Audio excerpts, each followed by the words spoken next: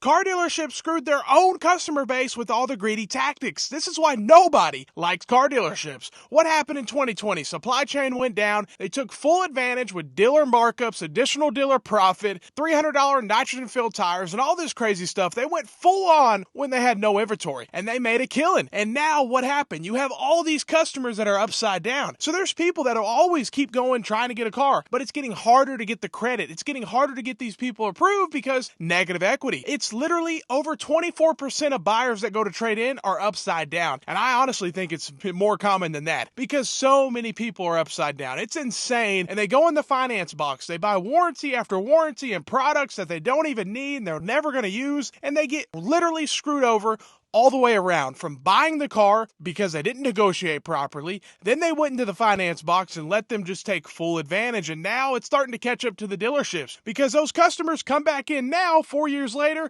to get a new car. Well, we can't because you're so upside down. We can't get you approved without a big down payment. And the customer's like, no, I'm not going to do that. And the dealerships put themselves in this situation. They hurt their own customer base. Dealership lots are filled with inventory now, and they don't know what to do with it. Some are trying to discount, trying to do this, but the manufacturer's not really giving enough rebates, and the dealership cannot discount enough because these vehicles are so overpriced. Some vehicles need $30,000+ off to sell these things in all reality because it's so overpriced, so inflated, it doesn't even make sense. And people are just starting to say no, and some will say they're still selling, and yes, there's a lot of people and money is that easy to get, so they will, but at the end of the day, we still sold less units last year than we did in 2016. So we're still not where we used to be, and it's because people are not buying as much because there's not any more affordable vehicles. So people are starting to say no more often and keep your older vehicle longer and repair them. That's one of the most common comments I get is people saying, I'm keeping my old car, and I completely understand. They're like, it makes sense to keep it instead of buying this new car. You almost can't justify it because the money's so crazy on these new vehicles it doesn't even make sense, and the quality on them is so low.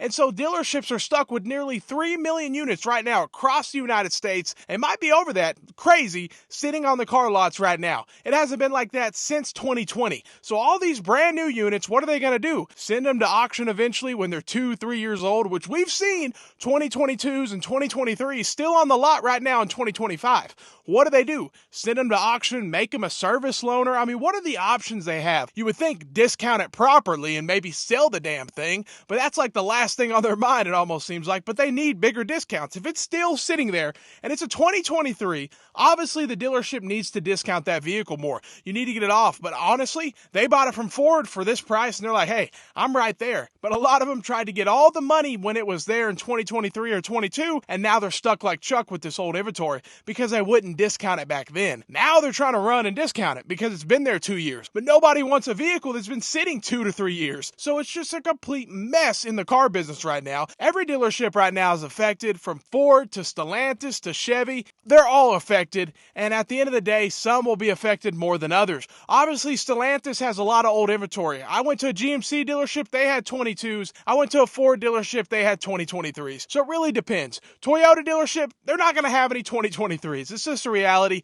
But they have a lot of vehicles that have been sitting longer than normal, 150 to 200 days for some of their trucks, which is kind of crazy because Toyota is known to fly these vehicles off the shelf. So for them to even have vehicles sitting for 100, 150 days, it's kind of crazy for some of their vehicles to have that happen to even Toyota. So that just shows you what's going on in the car market. Some brands could even go under for all we know. Nissan, there's a lot of drama going on. Who knows what's going to happen? There's tariffs, there's all this stuff going on. And guess what? The consumer is just like, I don't want to buy this stuff. It's already overpriced. There's already more quality issues than there was before. So if you have a used car, a lot of people are just saying, I'm just going to keep this thing and keep driving it till the wheels fall off. Interest rates are still pretty high at the end of the day. So a lot of people, the cost of ownership on these new cars is higher than ever, and people are starting to say no. And even banks are starting to say no. And that's really who runs it, because almost every single buyer at these dealerships runs on payments. That's how the dealership sells all these these cars. Half the time, they don't even want to show you the out-the-door price. They just want to show you the payment, but they legally have to show you the other stuff. It's crazy. Everybody's a payment buyer pretty much, and banks are starting to get harder to get that lending, and they're wanting more proof. They're wanting more money down. They're wanting more of this stuff to get that person approved. They're not accepting as much negative equity because they know buyers are not making their payments. Repo rates are up. People simply are not making their payments as much. People are saying no more often. Everything around them is getting more expensive, so more people just can't make that payment, and that's why banks are starting to say no, and it's getting harder for dealers and everybody around it. But it needs to happen because these vehicles are so overpriced, so overinflated, especially the new ones, so overpriced at these dealer lots. The dealerships were so greedy over the last few years, they need some time to reflect on what they did,